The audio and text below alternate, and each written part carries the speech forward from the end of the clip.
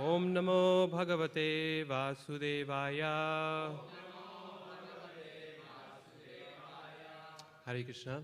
So it's a real pleasure and a privilege to be back here in Iskcon Chowpatty. I think the last time I came it was, I don't know, 8, 9 years ago, maybe 10 years ago, something like that. And in that time, I have changed a lot, as everyone does. But I was noticing that the brahmacharis have not changed at all. They're exactly the same.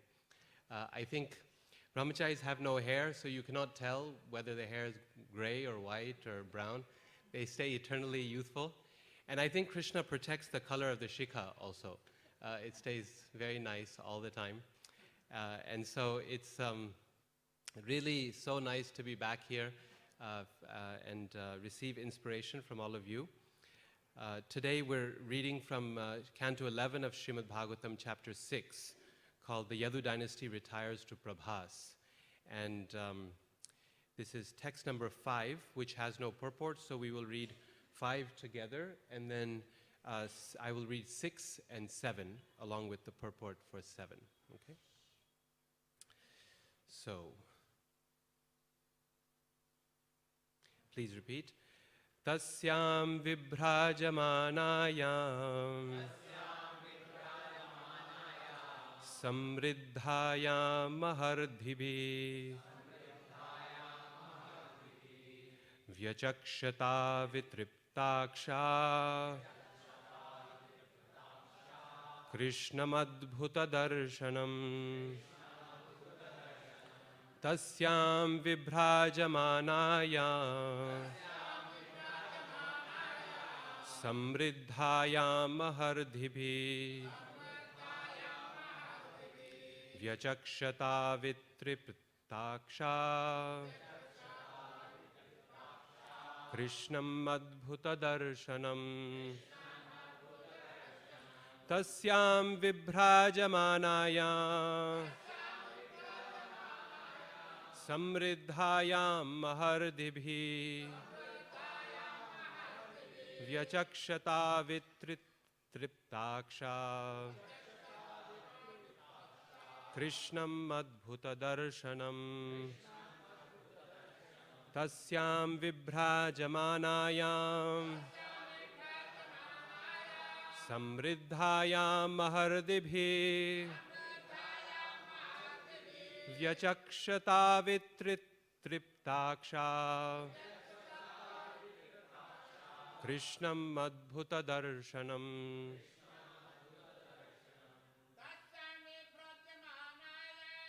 tasyam vibhrajamanayam samriddhayam mahardhibhi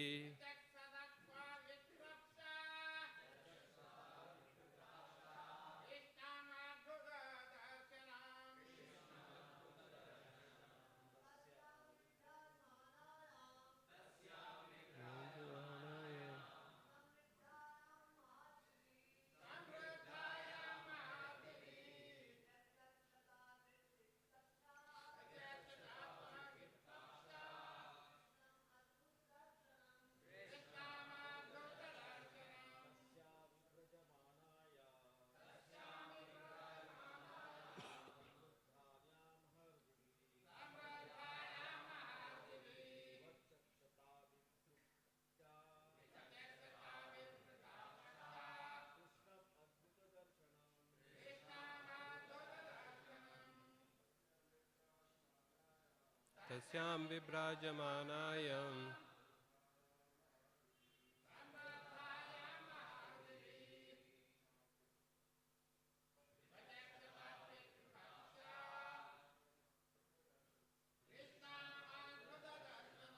Mataji.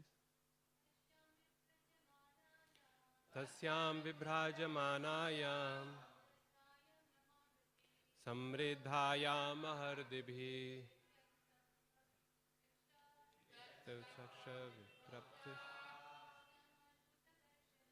Krishnam adbhuta darshanam.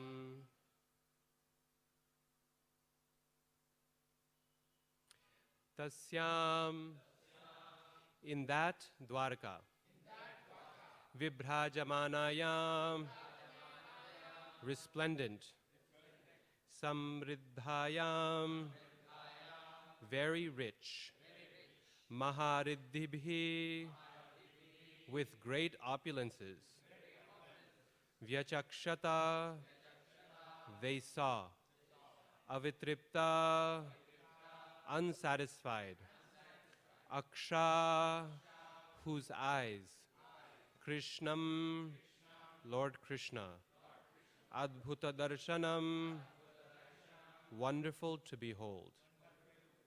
Translations by the disciples of His Divine Grace A.C. Bhaktivedanta Swami Srila Prabhupada.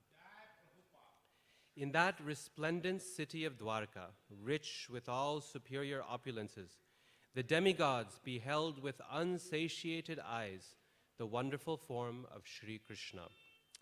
Please repeat. In that resplendent city of Dwarka,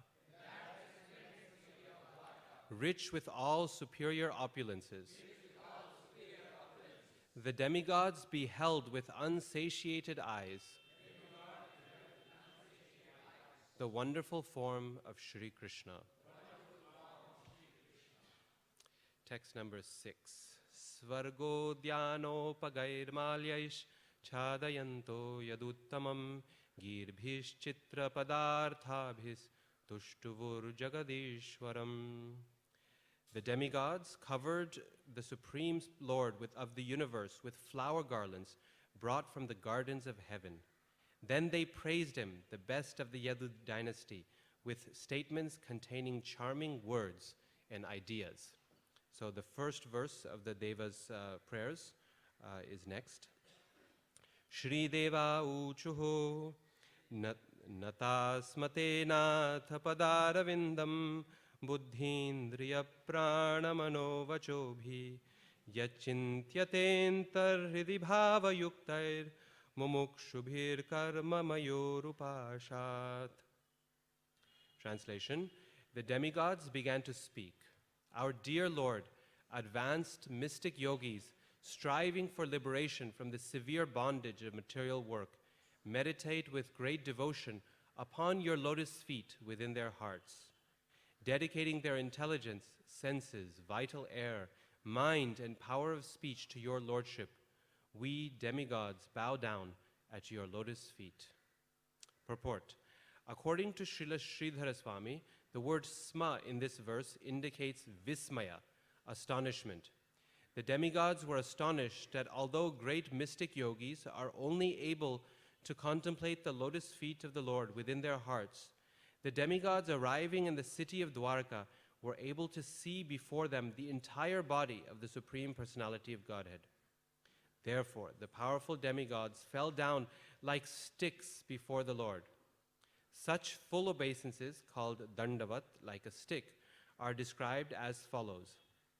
Dorbhyam padabhyam janubhyam urasa shirasa drisha manasa vachasa cheti pranamoshtanga irita.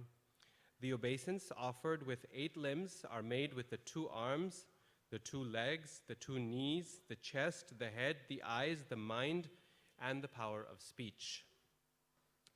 The currents of material nature are very powerful, and one should therefore cling tightly to the lotus feet of the Lord. Otherwise, the violent waves of sense gratification and mental speculation will undoubtedly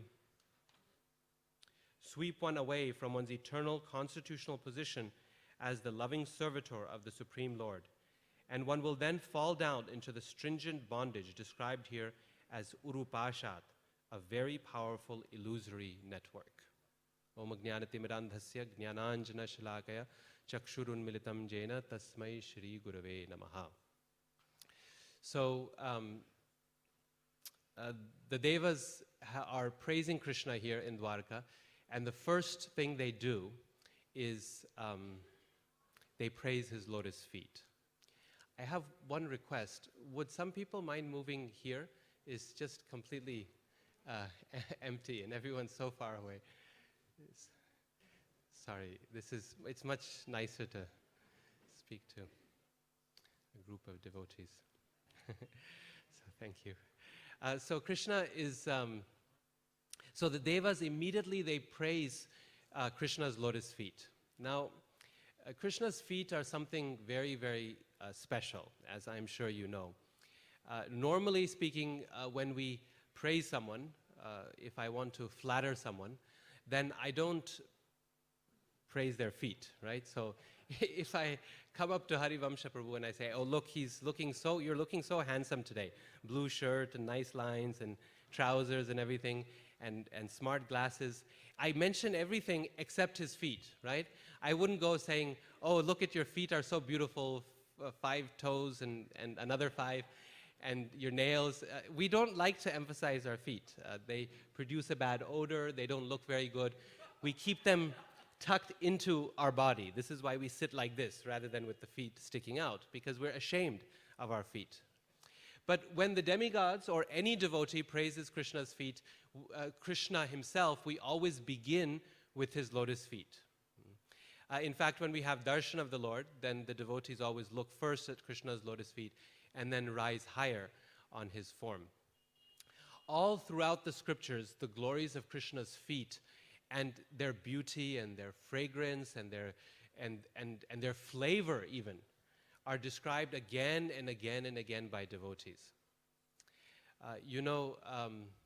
When the 4 Kumaras, when they went to Vaikuntha, they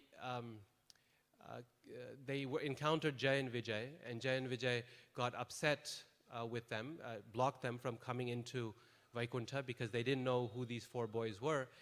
And the 4 Kumaras got upset. They got very angry. And so, as we know, they cursed Jay and Vijay. Now, Krishna, in the meantime, Lord Vishnu, in Vaikuntha, in the inside of his abode, he knows what's happening. And he's very concerned, very worried about Jay and Vijay, because Jay and Vijay are his close devotees. And so he's concerned because he says in Bhagavad Gita, Name Bhakta Pranashyati, my devotee is never destroyed. And yet here it seems that Jay and Vijay are going to be destroyed, sent at least to this material world. And so he becomes very anxious, very worried. And he thinks, what can I do to pacify, to calm these 4 boys so that they do not do any further harm to my devotees? And you know what he decides? He thinks, these Kumaras have come to Vaikuntha to see my feet, my lotus feet. So in order to show them as quickly as possible, let me go to them on my own feet and without any shoes, so they can see. So Bhagavatam describes that at this point the Lord gives darshan to the 4 Kumaras with his hand resting on the shoulder of Garuda, like a friend. Typically, this is not. The Lord has placed his feet on Garuda, right? He's standing or sitting on Garuda.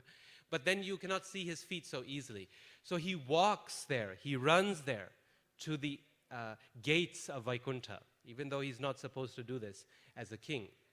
He should be carried there on a palanquin or on Garuda's back. But the Lord runs there and he comes without his shoes so that the 4 Kumaras can immediately see his lotus feet. And they see his feet for sure. And the results of seeing his feet are incredible. Maybe you know this verse. If so, you can chant with me. It describes the effect upon their bodies. Tasyaravinda nayanasya padaravinda kinjalka mishra tulasi makaranda vayu antargata swavivarena chakara tesham sankshobham aksharajusham api chitta tanvo.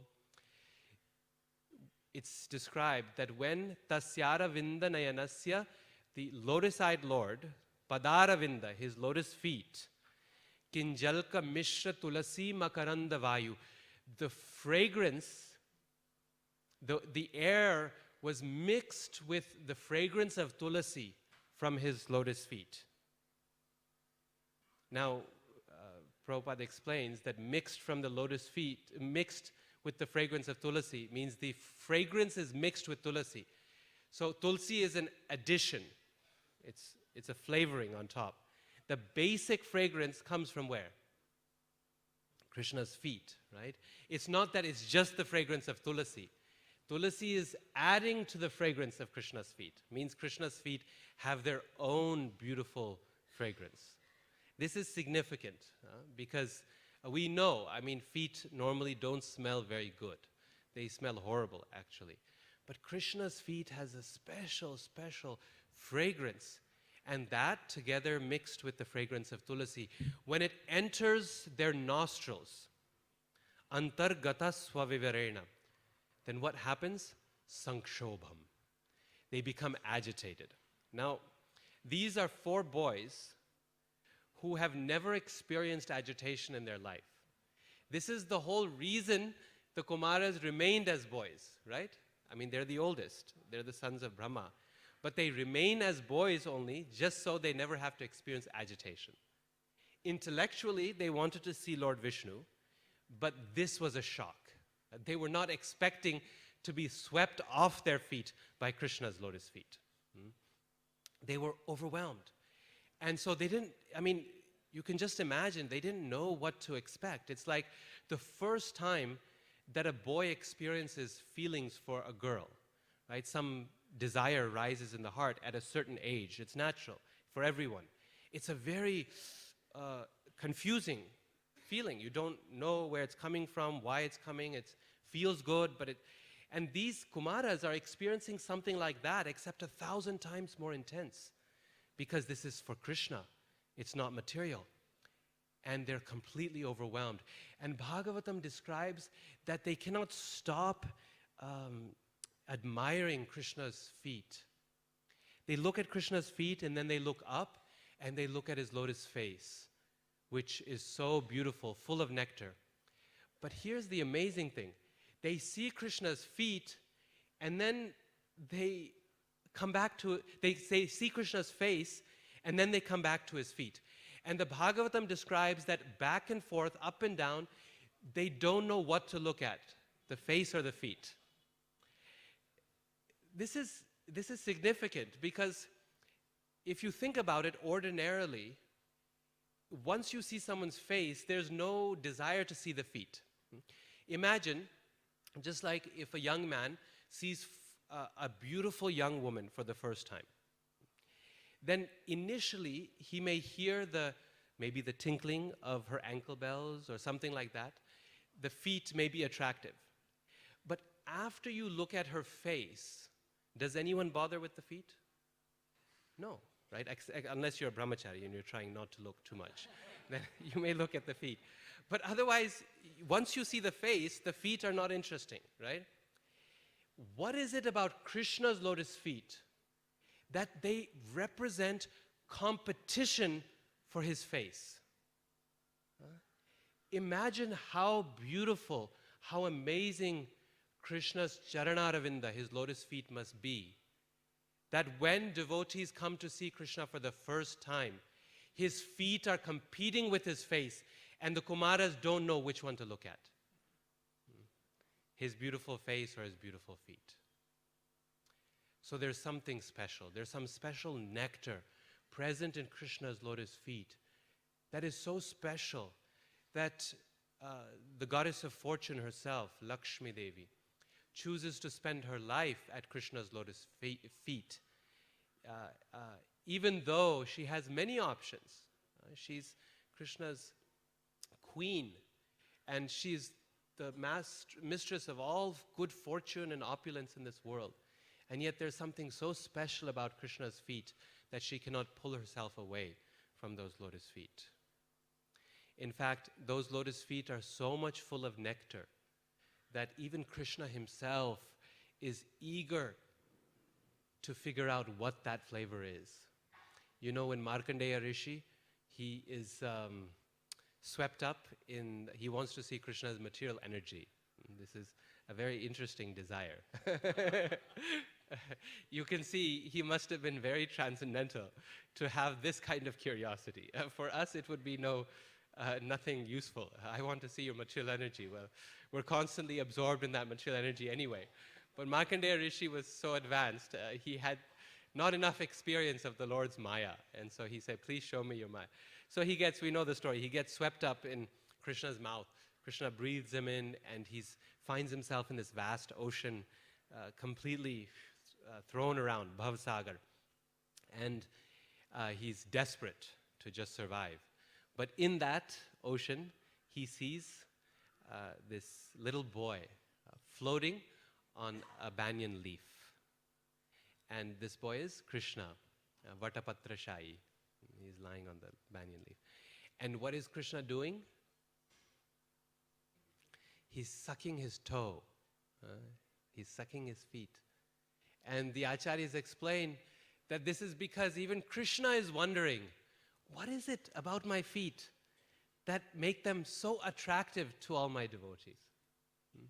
That all of my devotees are eager to experience the fragrance and flavor of my feet. Let me try also and see why they are so sweet. So, Krishna's lotus feet are not ordinary in any way. They're glorious. Like it says, a collection of 10 beautiful moons, each one of his toenails.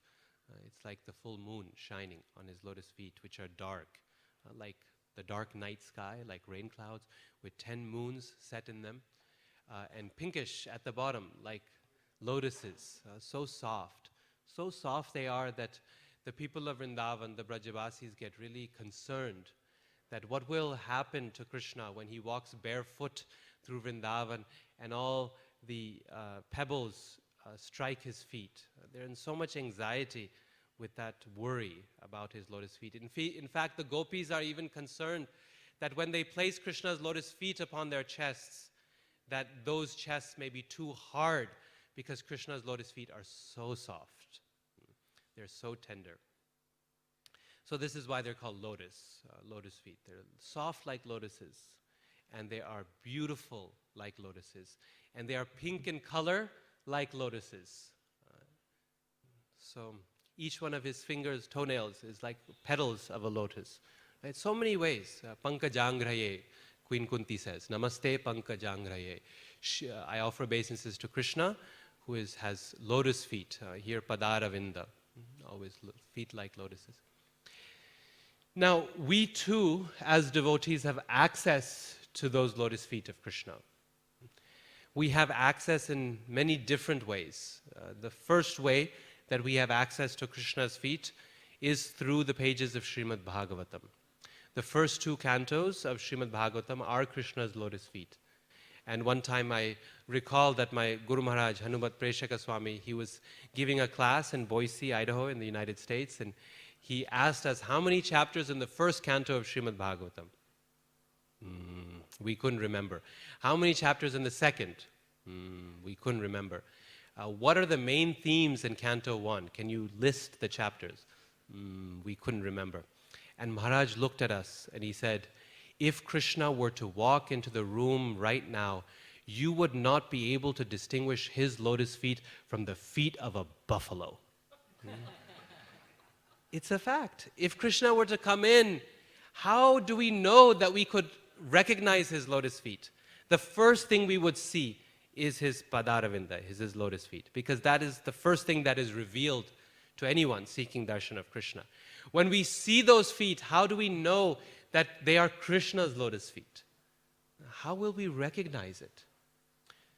It's not an ordinary thing. Many, many people have seen Krishna's feet and not recognized what they are.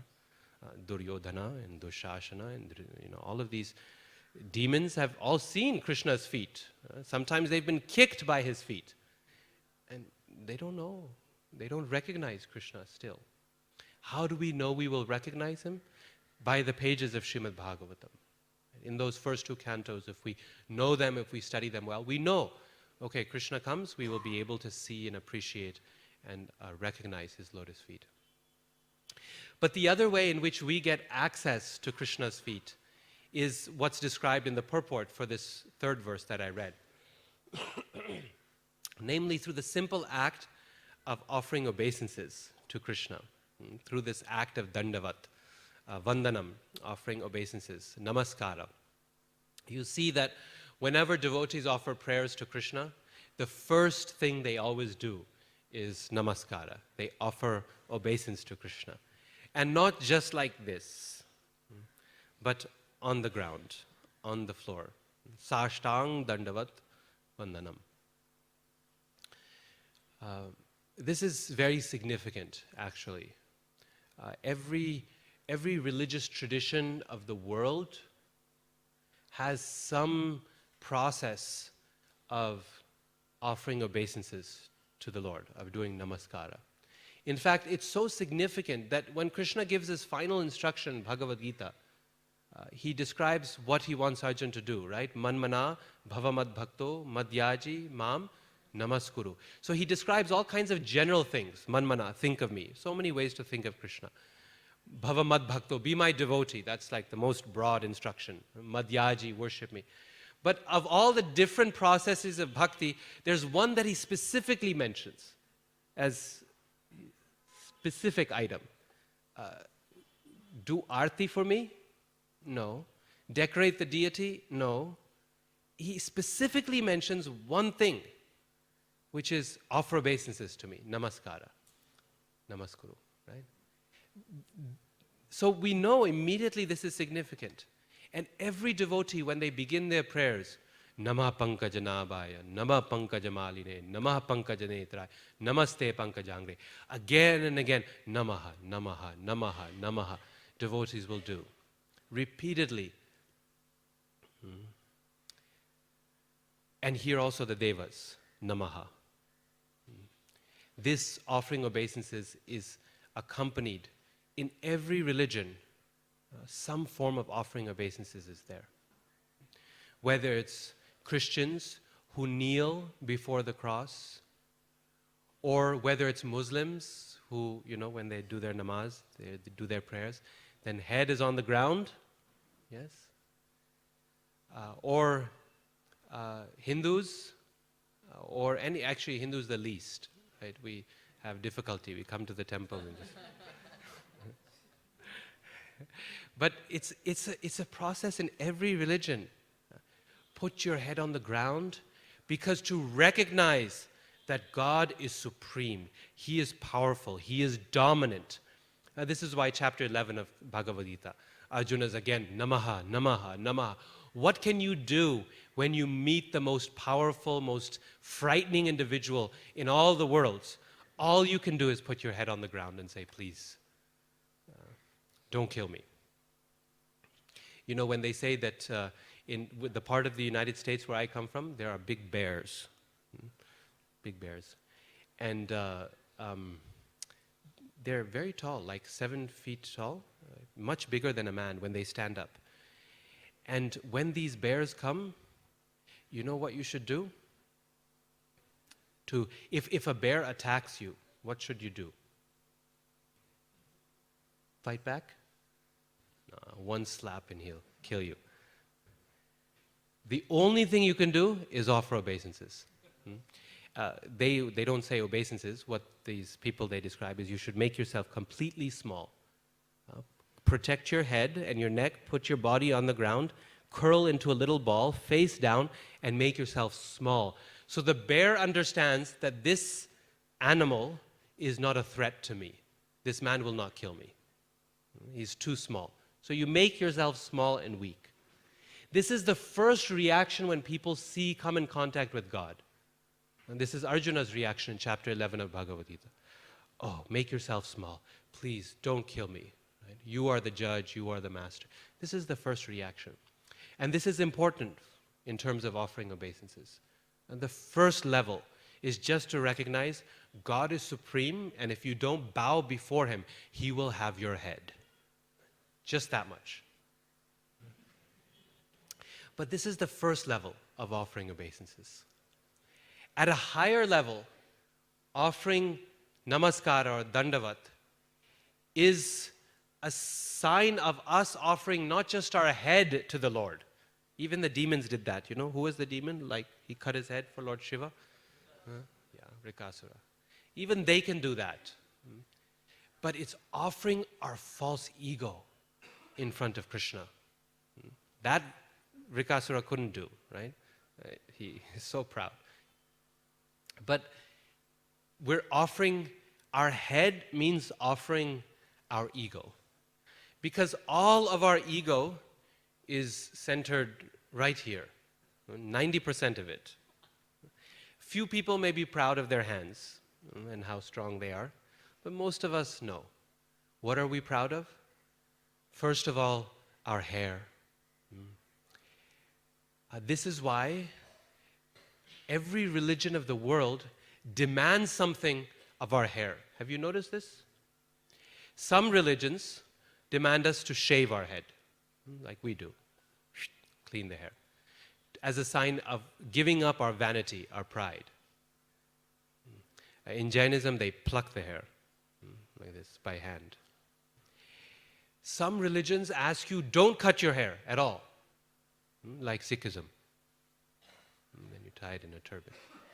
Some religions say, cover your hair. Like, in Islam, the ladies, they cover their hair. Or in Judaism, they wear this, the Jews wear this cap around the head. Every religion asks us to do something with our hair. Why? Just to point out this fact that the pride you have in your hair, you have to surrender. God will determine what you're going to do with that most beautiful part of your body. Sometimes he says, the Lord says, keep it long. Not so beautiful, no? Long, long hair. Or sometimes he says, cut it off. Also not so beautiful. Sometimes he says, cut it off and keep a ponytail, which is downright ridiculous. Right?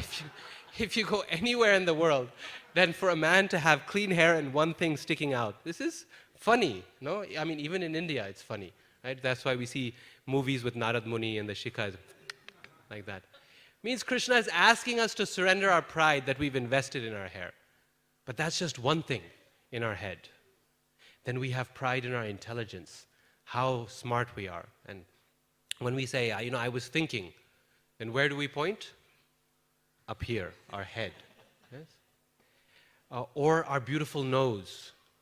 In Hindi they say, naak kat gayi. Right? When someone is embarrassed, naak kat gayi. Not, oh, ungli kat gayi. It's not there. Or pair kat gaya. Not like that.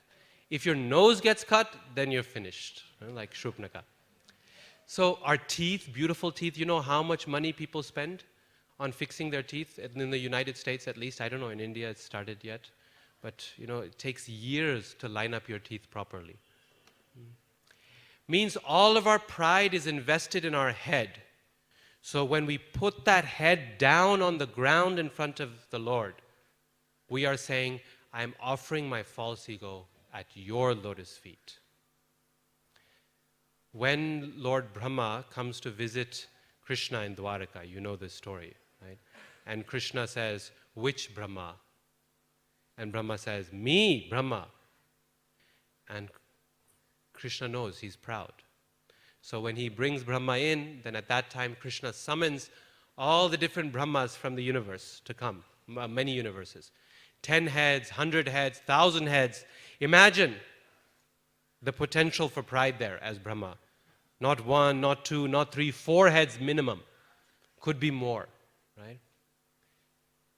And Chaitanya Charitamrita describes that when these Brahmas enter Krishna's room in Dwaraka, what is the first thing they do? All of them offer obeisances. And it says that when all of their millions of crowns touch the ground, it creates a tumultuous crashing sound. And our Brahma feels like a little fly in the room, just only 4 heads. It feels so small. But all of those heads on the ground, a symbol that no matter how powerful we are as Brahmas in this world, in front of Krishna, we're nothing. They offer their pride. And at that point, our Brahma has to offer his pride to the Lord as well. So this is the second thing, second level, is of offering obeisances. First is just accepting. God is powerful, he can kill me. He's the supreme. Second level is a little more. to actually offer our sense of ego before the Lord when we offer our obeisances, head on the ground. But there's something even more than that. Offering of obeisances to Krishna can be an offering of our entire self. Everything, a full Atma Nivedanam, full surrender to the Lord. We should offer obeisances to Krishna, do namaskar with our mind, our body, and our words. You know the verse?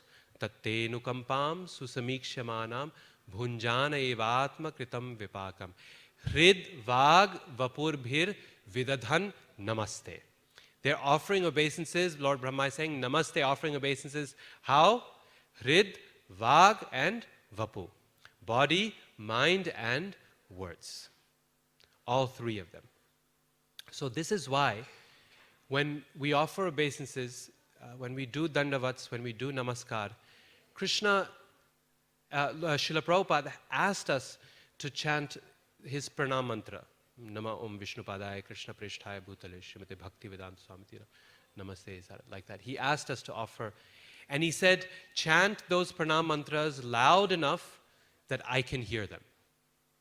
Now you can say, wow, Prabhupada is so proud. He wants to hear people offering obeisances to him. But this is not the point. The point is that when we offer obeisances physically, then to that we should also offer obeisances with our words, not just with our body.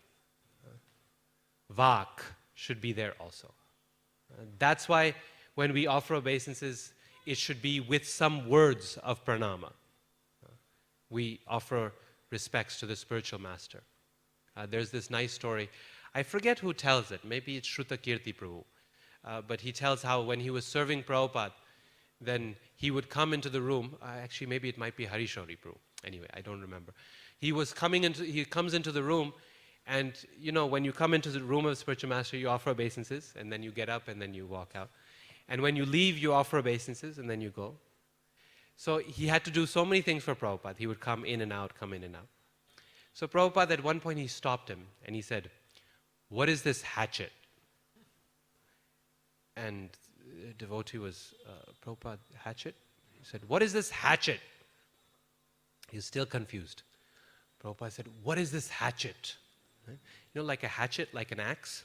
You're coming and boom, goes, boom, goes, boom. So we hit the floor, and Prabhupada was saying, this is not just a mere ritual that you're running and boom, and running out, then coming and boom, running out.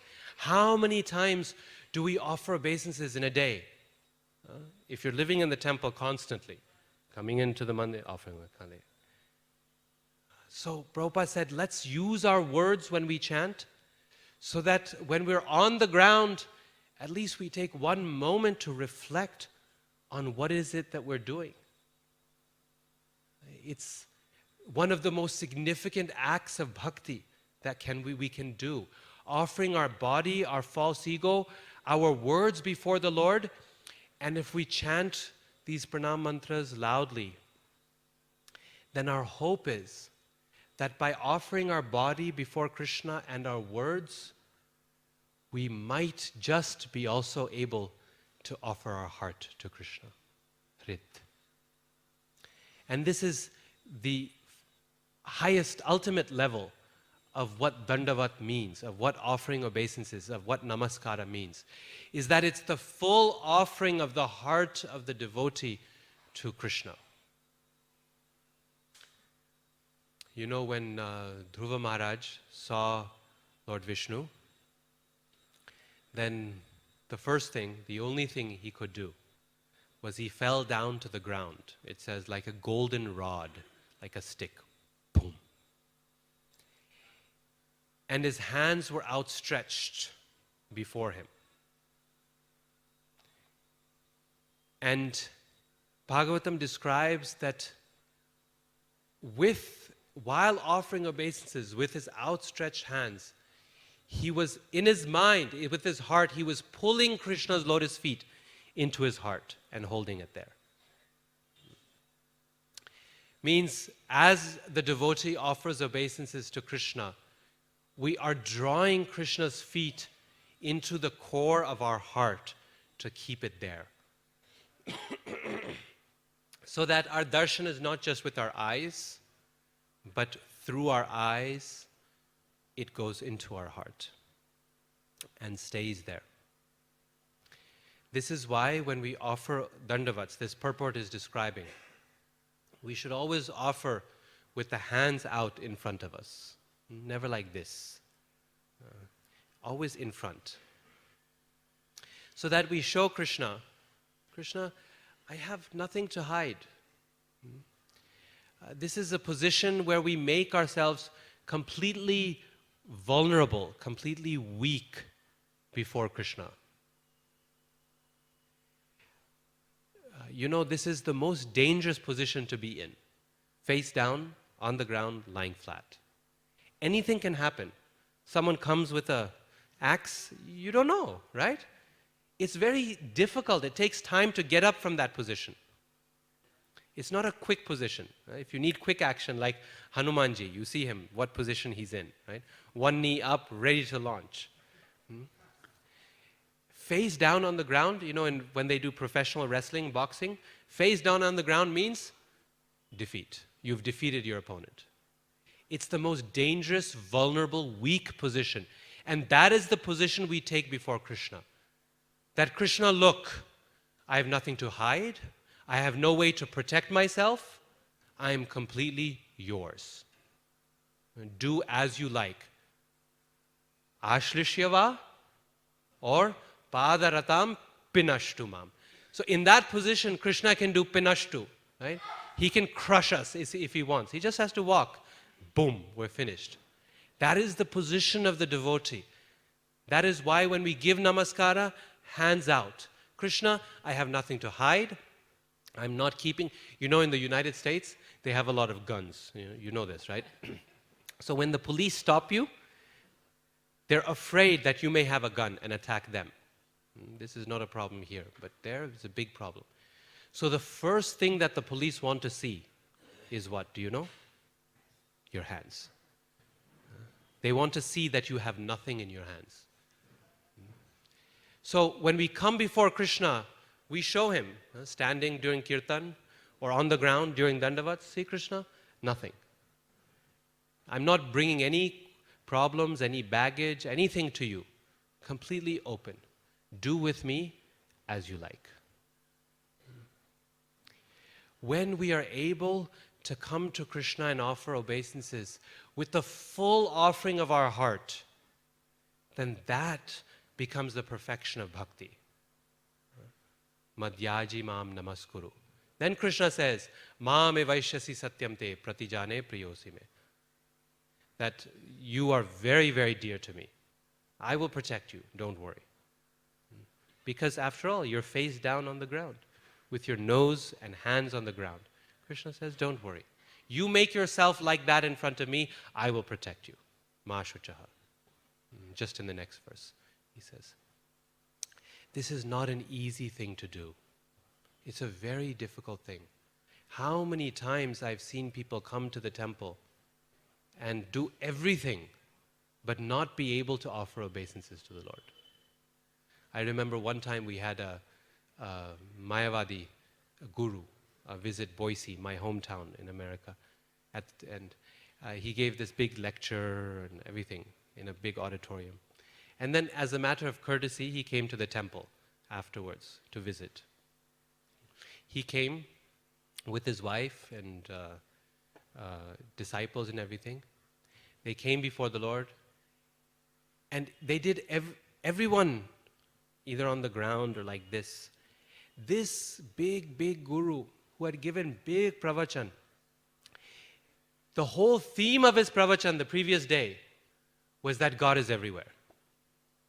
And yet, when he came before the Lord in the temple, the whole time he could not bend his neck. It was like paralysis.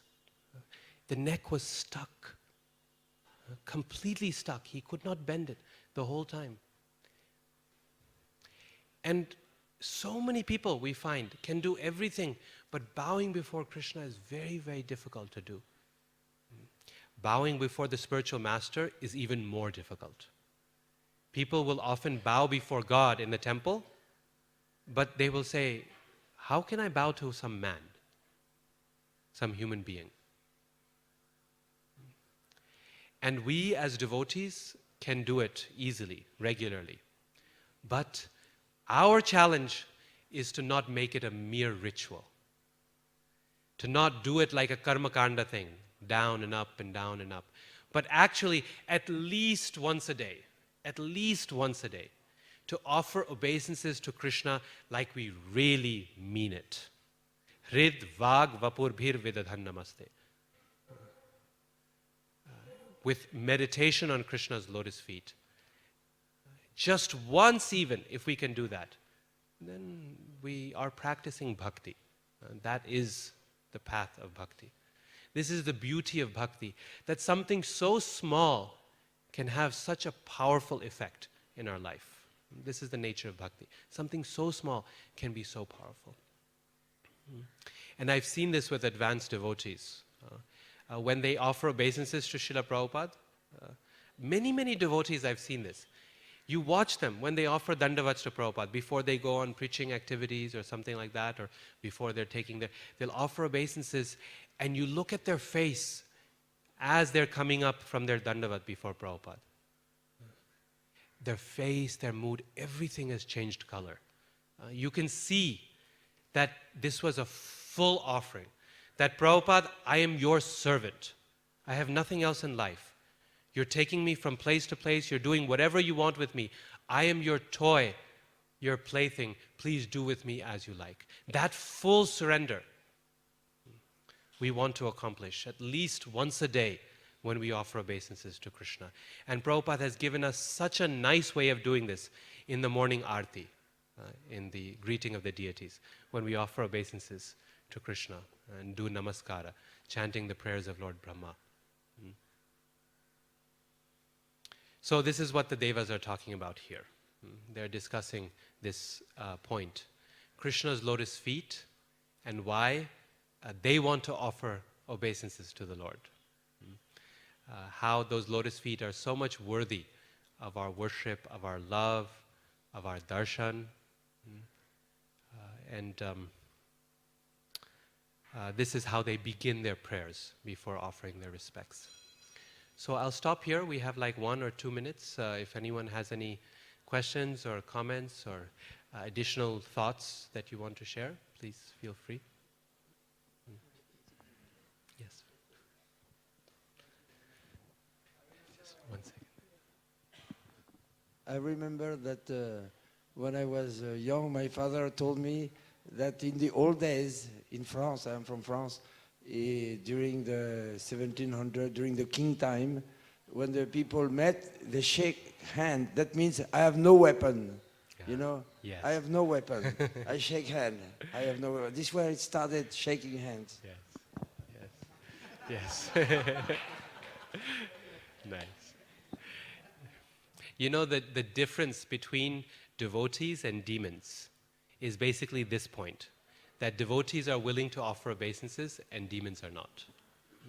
This is a simple difference. All throughout Bhagavatam you see. When demons approach the Lord, it's with something in the hand. When devotees approach the Lord, nothing in the hands, right? This is the difference, simple difference between demons and devotees. One who is willing to put his head down on the ground in front of the Lord, that person is a devotee. Other questions, thoughts? Yes, Prabhu. Thank you, Prabhu, for wonderful class, especially about that. Yes. Thank you for correcting also. You mentioned about the competition between lotus feet and lotus face.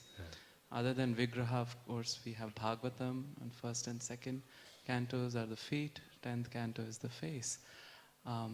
First and second canto, especially second canto, is so terse philosophically. So oftentimes we gravitate towards the more stories part, which is the 10th canto. We hear in devotee circles also that, come on, ultimately you have to get attracted to this Krishna Leela. Read Krishna book every night. Nobody tells us read second canto every night. So I want to ask you, is there a, I mean, in the sadhaka's life, is there a competition between Yes. the lotus feet and the lotus face also? Yes, yes. So Krishna's devotees are of course very attracted to Krishna's beautiful smile and his lotus face. Right? The Krishna book is our life and soul. This is so important, right? But it is not at the expense of his lotus feet. Right? It is not because we ignore his lotus feet. Even in first two cantos, you find so many things about rasa and feeling, right? I mean, look at Krishna entering Dwarka, right? This is so many nice feelings are there and moods are there. Or Queen Kunti's prayers, or Yudhishthira Maharaj's prayers, or Uttara's call for protection. Means it's full of rasa, the first two cantos. And most importantly, the fundamental Mahavakya, the greatest statement of Srimad Bhagavatam, Krishnastu Bhagavan Swayam, that allows us to even enter the 10th book, is found in the first two cantos, right? So yes, we love Krishna's face, no doubt, right? And we must take advantage of Krishna book. But it is not at the expense of Krishna's lotus feet. And Prabhupada makes this clear hundreds of times. He says, do not jump to the 10th canto. He says it in the preface to the Srimad Bhagavatam, that this Bhagavatam can solve all the problems of the world. The only request you have is that we study it systematically from cantos 1 through 9 and then move to canto 10. Yeah. So our time is up. We want to thank you all very much for your association. Srila Prabhupada ki jai.